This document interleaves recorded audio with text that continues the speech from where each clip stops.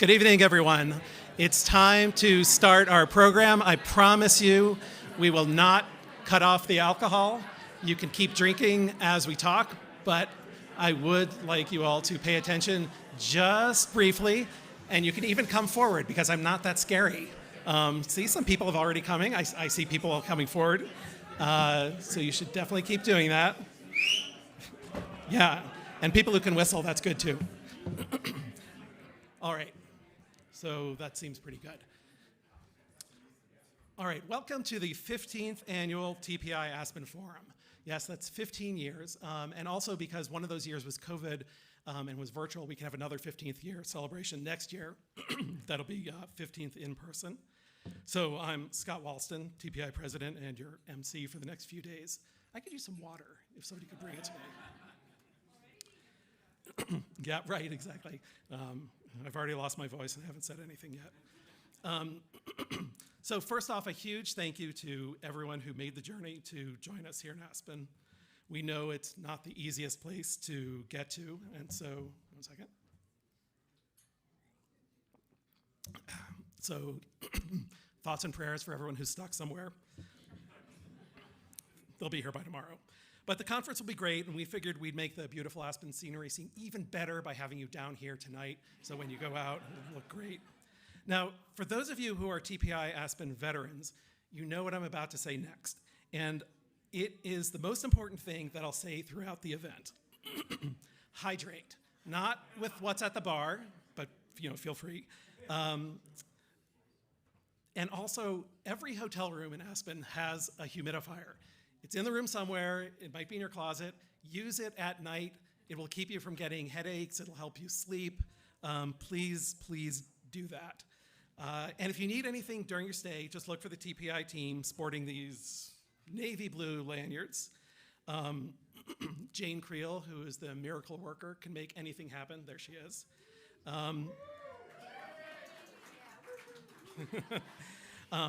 But don't hesitate to grab any of us. Ashley Benjamin, Sarah O. Lamb, Tom Leonard will be here tomorrow. He's not here yet. He's one of the many people who are stuck. John Wynn, and our interns, John Wynn, Skylar Nunn, Anela Tucker, and Ava Uditsky. You can ask me stuff too, but honestly, I'm just for entertainment value more than problem solving. So we're also excited to bring back the Tech Hub, TPI Tech Hub, for its second year. It's down, we'll be in that room in the Astor 2. And you can see some of the awesome aspects of technology while we're talking about sort of the important policy issues in this room on the other side of the door. And a big thank you to our anchor participants, Google and Meta. The hub will be open tomorrow at 7:30 a.m. and during the conference, and then again in the evening and on Tuesday. Now, give me a moment to toot TPI's horn. We're not just about organizing fantastic conferences, although we do, although really Ashley and Jane do. But we do other things too. So our Two Think Minimum podcast, for example, is so popular that lesser known shows like Freakonomics and Planet Money have had to up their game in order to stay on the same lists as us. We are on the same lists. We publish in peer-reviewed journals, write op-eds, host discussions in DC and more. But we don't just talk tech, we try to live it too. We actually had NFTs before they were cool at one of our earlier conferences, thanks to Sarah. It was before it was cool and way before everyone realized they were incredibly stupid. And we've got our own cryptocurrency, the TPIX, also thanks to Sarah. And when everyone was complaining about broadband data, we built a data platform that we continue to improve, and I maintain is unmatched. We will challenge anybody to a data merging contest, and we will win. And this year, we've expanded our AI offerings. Chat TPI has been upgraded. We've added Chat BEAD for all your BEAD program requests, and we're building custom chatbots now. We are unveiling one for Marc Jamison's amazing Public Utilities Research Center. We can play with all these in the Tech Hub later. And of course, none of this would be possible without our donors. Your support really means the world to us. And we promise to keep pushing boundaries, even if sometimes there are boundaries you wish we wouldn't push. And we really do appreciate your continuing to support us when that happens. Lots of donors give lip service to understanding independence, but our donors really do, and I I can't tell you how grateful I am for that. Okay, now quickly, logistics. We've got a packed schedule, so we'll try to run a tight ship. Breakfast is at 7:30 down here tomorrow morning. It's a great breakfast. It's worth getting up for. We kick off at 8 a.m. with the conference, and we'll be using a sophisticated system of chimes, music, sheepdogs, and any manner of violence that will necessary to herd everyone in. And check out the Tech Hub during breaks. Tomorrow night, I'll talk more about this tomorrow, there's also a happy hour at Hooch after the working group sponsored by NetChoice. And everybody should have fun.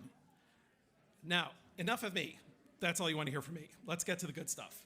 So tonight, I am excited to introduce our keynote speaker for the evening. He's returning to our stage is Marc Ganzi, who's the CEO of DigitalBridge and a true visionary in the world of digital infrastructure. If you use the internet, you interact with DigitalBridge. If you build the internet, you interact with DigitalBridge. He's not just talking about the future of tech, he's building it. With DigitalBridge managing now over, I think, $84 billion in assets, I think that's the most recent number, I said, you absolutely want to hear his insights. Please join me in welcoming Marc.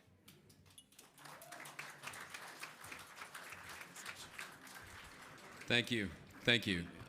Scott, great to be here. Thank you. For me, it's a home game. I mean, my commute was about 2 miles, so always a privilege to speak in my hometown.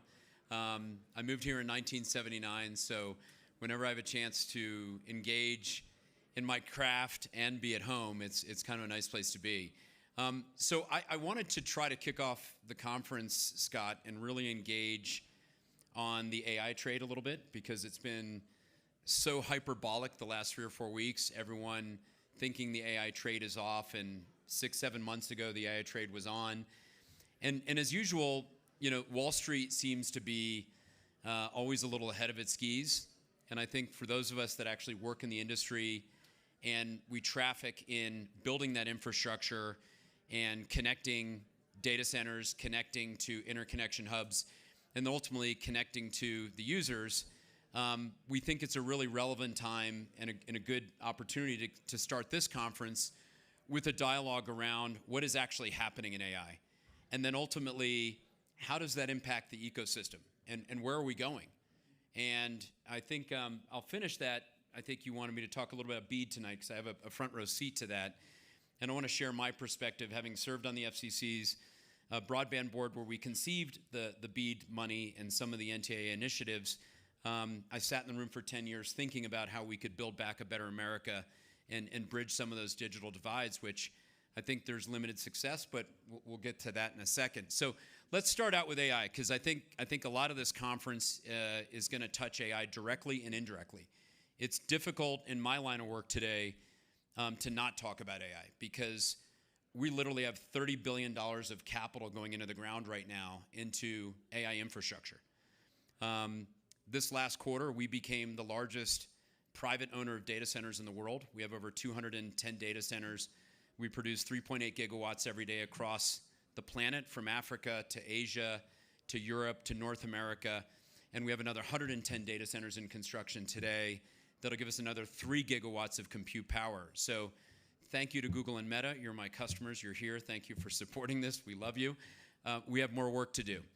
Now, if I want to contextualize what's happening in AI, because, again, the hype cycle of AI frustrates me a little bit, because I sat back in 2011 and 2012, and we started building this thing called public cloud. The public cloud actually turns 12 this year. And to contextualize that, we have about 13 gigawatts of power that powers the public cloud every day. And we spent approximately about, call it $1.3 trillion building public cloud infrastructure. We're only 80% built on public cloud, just to give you a framing on that. We're not done finishing building cloud to the edge. We're still building in secondary and tertiary markets. We're still putting cloud into RAN hubs, radio access network hubs, with Nokia and Ericsson for all of the carriers here in the US. We're doing the same in Europe. We're doing the same in Asia. And so I think the monetization of that, if we recall, it took Amazon and Microsoft to get to year 6 before they posted positive net income in public cloud. Okay, So here we are. We're 2 years into building AI. And already the hyperscalers are producing over 100 billion of revenues from AI. Way ahead of schedule, a public cloud, for the record. And you have satellite or ecosystem companies driving revenues and lighting up generative AI workloads in private cloud environments for enterprises. We're doing that out of our late stage venture growth. We announced about a year ago here at this conference that we had forged a 50-50 JV with Intel to build a company called Articulate. We took a small team out of AWS that was doing what I would call small to medium-sized business applications for enterprise in the cloud, and we took that team, combined it with some of our team and Intel's team, and we're out delivering those workloads. 80% of that data is resident data that sits dark inside of those enterprise, and then we sort of mash it up with a little bit about 20% public data. The output is you get real applications providing real services, and we're happy to say a year into the business plan, we're 2x ahead of bookings. So we're getting there on the monetization of AI, but be patient. It's going to take time, and the infrastructure is going to take time. Where we are in infrastructure today in AI, I would say just if you peel back the onion on the data center spend, we're talking about a $5 to $6 trillion spend on data center and data center infrastructure. Today so far, we've lit about 6 gigawatts of power that powers those big language-based learning models that we all talk about. We haven't really gotten to true inference yet from a data center perspective. That probably happens later this year. And then we move into 25, 26, and 27, where we light up about 8 to 10 gigawatts per year. Depending on whose math you believe, if you believe Elon Musk, some of you do. Some of you believe Sam Altman. Sam Altman thinks it's about 50 gigawatts. Elon thinks it's about 80 gigawatts. Our sort of market call is somewhere between there, probably about 60 to 65 gigawatts. The industry today has only lit, between public cloud and AI, we've got about roughly on the planet today about 18 gigawatts of lit data center capacity. That's where we are. So we have a long way to go in terms of building the infrastructure. And what's interesting is as we built some of these early AI data centers for our customers, what's changed is 3 things have changed. 1, power density. I think everyone in this room understands NVIDIA's new chips. Everyone understands the power at which those moves. AI chips consume 5x more power than public cloud. So we already know we're consuming, just at the GPU level, 5x more. And at the same time, we're taking 50% less space. So the average size of a data center is getting smaller, GPUs are getting faster, and the data center is consuming more power.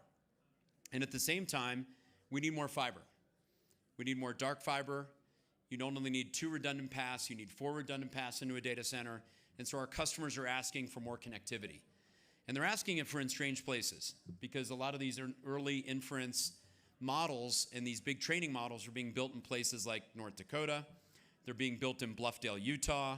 They're being built in places like Iceland and Reykjavik, just outside of there. So it's not the traditional data center alley locations that we're thinking about, like Santa Clara, or thinking about Herndon or Loudoun County, or thinking about Offenbach, Germany, which is Frankfurt, or thinking about London in just next to Heathrow there.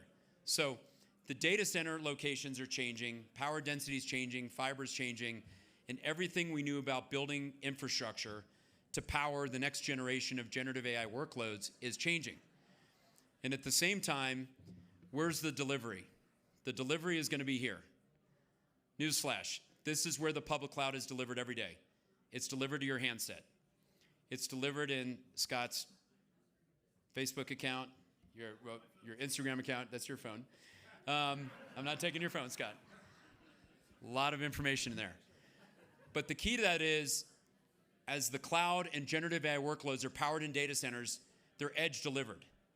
And edge delivered is ultimately delivered to a mobile device or to a node, a private 5G network, and it's transported ultimately to where data lies. We call that data gravity. Data flows ultimately to where it goes, to a connected device, to a user, to a consumer, to an enterprise. And all of that runs through fiber and towers and small cells and RAN hubs. With the advent of a radio access network moving to the cloud and Open RAN and CRAN, that compute and those workloads also move to the edge of the network. and it moves in a software-defined environment. This is actually where generative AI can really change the planet, is in a software-defined environment. So we're spending more time than ever thinking about how do we help deliver those workloads out of an analog world where we transition to digital, where we transition to a software-defined environment. This, for us, is the most exciting work we've ever touched in 30 years. I've been building networks since 1994. I've never seen the environment more exciting and more complex and more challenging. And all of this is up against a planet that's consuming way too much power, and the velocity at which we're taking power and we're consuming water is at a pace we've never seen. I guarantee you we're going to sit here next year and we're going to talk about water and we're going to talk about power. Those are the two commodities that drive artificial intelligence. Make no mistake about it. And you will have a crisis in water and you will have a crisis in power. Largely because our transmission infrastructure in the US and Europe is underqualified and underbuilt to serve AI workloads. And the amount of water in Europe, and particularly here in the Western United States, here in the Western Slope in Colorado, is limited. Data centers consume a lot of water and a lot of power. So as much as we push this as fast as we can go, remember, the infrastructure will only take us as far as we enable ourselves. And so a lot of our time actually today, Scott, is spent on thinking about renewable power, microgrids, backup batteries, thinking about how we refiltrate water. We have a partnership with Microsoft in Santa Clara where we have the 100% renewable water into a data center. We clean the water and it comes back into the data center. We don't waste one drop of water. By the way, it's the data center that breaks the most. But it's important to note that you have to take chances and we have to take risk. If we're going to advance the planet, these are the things that we're going to be talking about for the next 2 to 3 years, maybe even longer. So I don't want to give the doomsday speech. I'm here to hopefully kick off the conference in a way that's optimistic. There's a lot of work to do here. A lot of money is going to be spent, and I just would implore the room to think about patience and understand the constraints that exist as we build next generation infrastructure and how that's going to impact the ecosystem. So that's AI. That's a little bit of the digital infrastructure journey. I don't want to give the infomercial on digital infrastructure. I think that we feel like it's an important moment for our sector because we know the pressure we're under to perform for our customers. And if we don't perform, the trajectory at which this moves a little bit slower. And so we accept those challenges and we move forward. And today as an industry, there's going to be, just this year alone, $238 billion of CapEx spent in infrastructure by our hyperscale clients. They said it on their quarterly earnings calls like 2-3 weeks ago. So that's up from the initial, if we go back 6 years ago when we were building public cloud, the hyperscalers were spending $50 billion a year. Next year that goes to $250 billion. So we've got a 5x increase in CapEx spending, which is incredible. And it's frightening at the same time because it's a big opportunity and it's a big privilege to serve those customers. So what brings us all together? I always tell people fiber is what binds our industry. Broadband connectivity is the accelerant. It's the connective tissue that brings all this together, whether it's connecting a node, connecting a cell tower, data center, an interconnection facility. Fiber binds everything that we do. And I wanted to talk a little bit, because I had the privilege to speak here last year and the year before, about what we're doing as a country and as a government to accelerate broadband deployment. And I hope over the next few days this dialogue will continue, and hopefully my comments elicit further dialogue on the concept. But we created the BEAD program largely because we felt like there were two underserved communities in our country. First, not even secondary and tertiary, but really rural communities.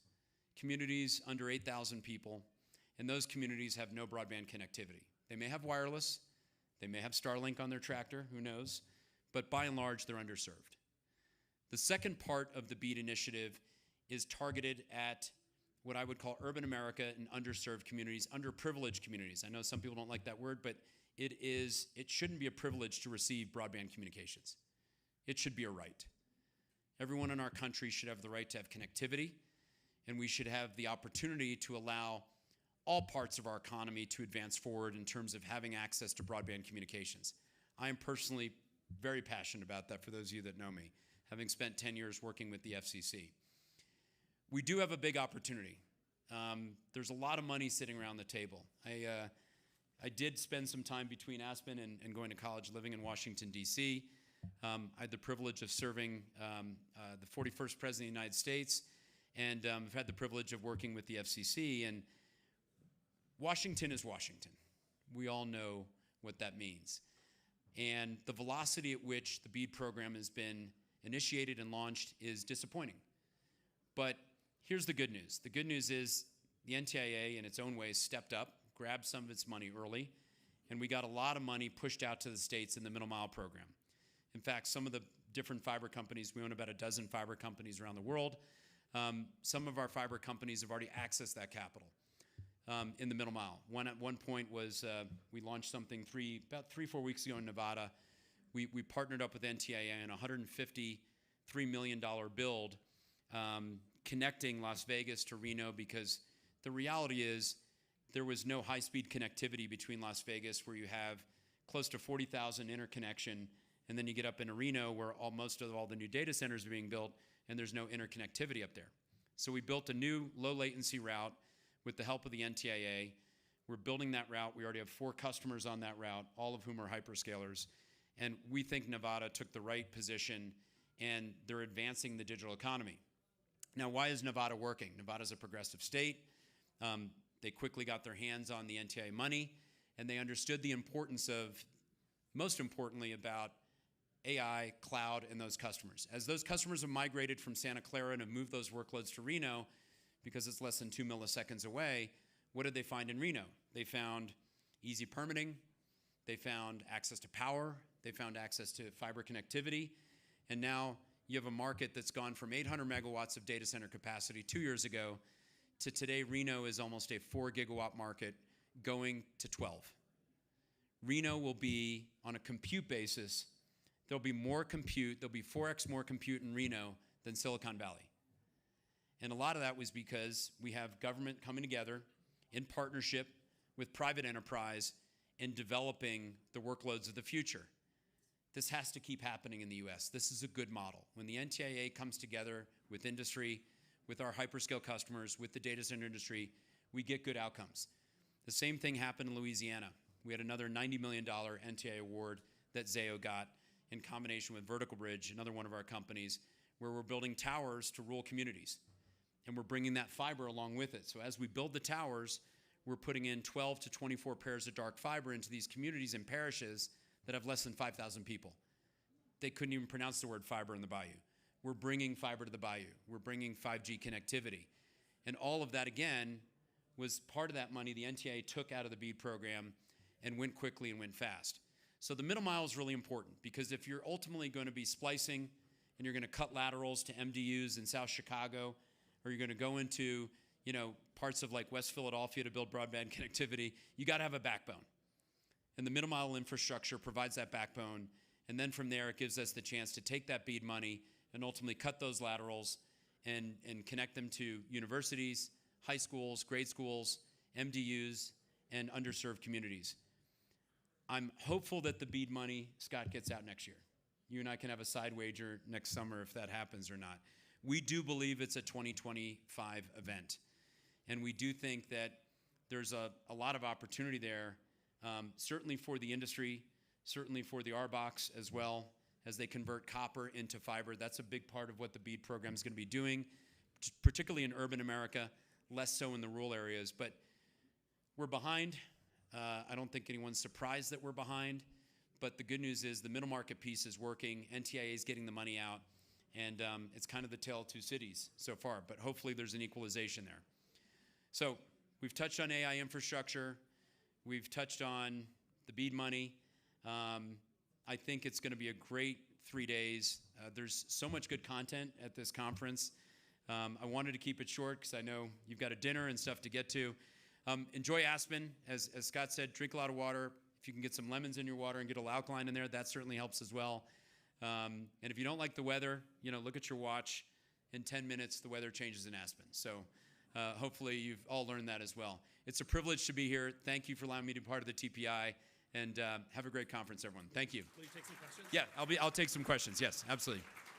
So we have some microphones going around. By the way, I asked him if we could put lemons in your humidifier. He said, no, don't do that. Don't do that. If you have some questions, raise your hand. We have a microphone. Somebody will find you. But I wanted to ask you a question.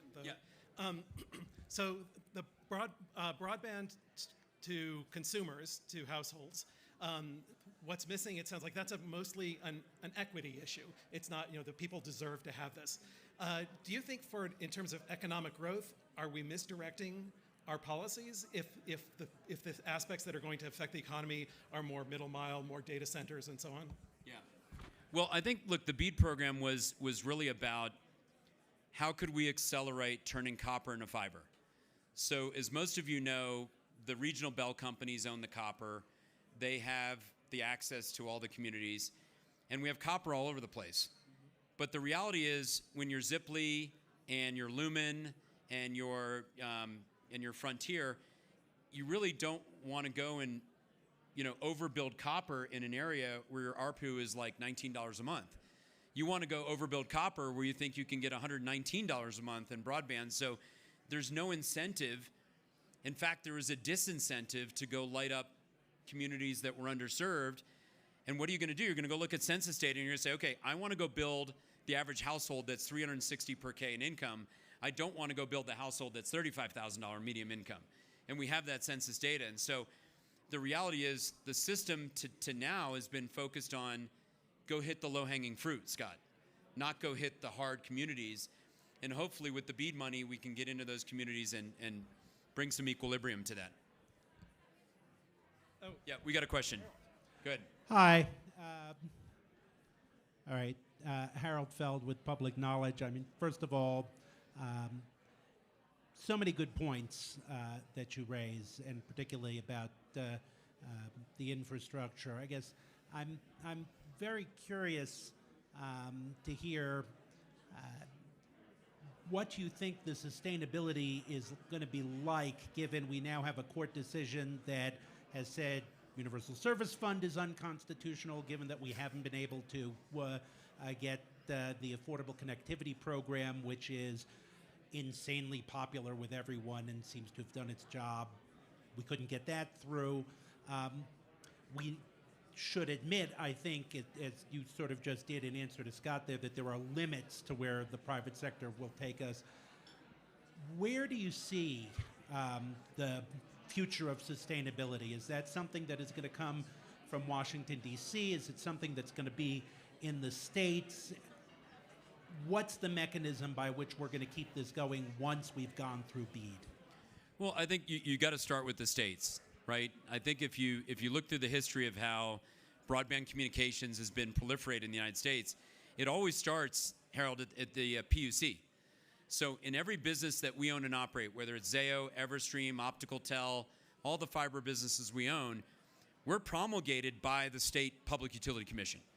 So as the states think about how they regulate those economies, they should be thinking about, as that money goes out from an NTI perspective, what homes are you passing, where are you going, what routes are you taking, and then you got to hold people accountable to penetration rates, which is they haven't been accountable to heretofore. So just to follow up then, and maybe this is too specific a question, do we need an equivalent of carrier of last resort for broadband? Is that, do we need to bring a next generation, that kind of, regulation, which sustained our near 100% penetration of, POTS service? Are we going to need to replicate that somehow? I think that there is. Your point about POTS service is interesting. I haven't actually heard someone talk about POTS service in like a long time. So, thank you for bringing that back. I think that on a fiber perspective, right now you're not holding the RBOX feet to the fire. There's no exact time limit on which they're going to build fiber and overbuild those markets. Now, if we get this right on the BEAD, and we get that, if the RBOX say, I want some of that money, the logical progression is the state PUC says, well, you have to serve X amount of households with this amount of income in these locations. And oh, by the way, you have to have your copper plant overbuilt within 5 years. I think it's a lot like, where we did get it right was in wireless. So in wireless, you have a certain amount of time to build POPs. unless your name's Charlie Ergen, and then you get like 9 lives and you get to build your pops later. Sorry, Charlie's a friend. I get to say that. But imagine if you put all of the RBOCs under the same time pressure that Verizon, T-Mo, and AT&T have in terms of lighting their spectrum and the pop coverage. You'd get a very different outcome, wouldn't you? It's interesting. It's something worthy of exploration. But great question. Thank you. I'll ask a question. Yes. One of the things you opened up with is that Wall Street's over its skis, so I've sort of taken that personally. So if we're at 18 gigahertz, so we have to get to 70, let's just say the middle point. Yeah. So what if it takes 10 years? So, I mean, who cares? I mean, we're only racing ourselves. It's not like there's somebody else, some superpower out there that we're racing in this case. Wouldn't it be better to go slower because of the ethical implications and the questions it's raised? Who cares if it takes 10 years to get to this instead of 3 years? So I don't understand this comment that Wall Street has gotten ahead of its skis. So the Wall Street got ahead of its skis is the valuations of the 7 big hyperscale logos plus NVIDIA. So if you look at the price per share against EBITDA and you take a look at those multiples where they were 3 months ago, they were at levels that to me as a business builder doesn't make a lot of sense. So I wouldn't own those stocks at 50 times, 60 times EBITDA because I just generally don't understand that algorithm. So when I say Wall Street's ahead of its skis, I run a publicly traded company, so I'm part of Wall Street. What I mean is everyone is excited about AI. Everyone overbought those stocks, and then when those earnings come back and people aren't monetizing that investment in AI, then people retreat from the stocks and then the AI trade is off. So that comment was just a Wall Street comment. Now, let's get to your comment, which is actually more relevant, which is the speed at which we build AI and the efficacy and the efficacy of that, because those are 2 different trains that are moving at very different velocities. Some people believe we're chasing China in the AI arms race. I personally don't believe we are chasing China in the AI arms race. I think we are significantly ahead. We demonstrated that in public cloud. And so I don't believe that there is a shotgun to anyone's head to build more data centers, to build more fiber, unless our customers believe that there's a good economic trade and a good investment in building that data center. So from my perspective, we own the infrastructure. We lease it to our hyperscale customers. We're pretty agnostic in that respect. We're sort of Switzerland. We build the infrastructure for everybody. We build all of our fiber routes for everybody. It's open access in our data centers and open access in our fiber networks and our towers and our small cells and all the infrastructure we own. Our customers dictate where we go. They define the availability zone. They define the power requirement, and we go build it for them. So right now, what our customers are telling us is, go fast. We need to go faster. We don't have enough compute to build credible inference models to build generative AI applications, which is where they believe they're going to monetize their investments. So I think I'm trying to unpack that comment for you a little bit. The velocity at which we're moving is personally for me, it's the fastest we've ever moved as an industry. I'm going to do a follow-up question. Come at me. The thing about the internet was it was free transportation. So the big trillion-dollar companies were Google and Meta because they just had software because they were free riding on the backbone of somebody else spending the capital. That is not true this time.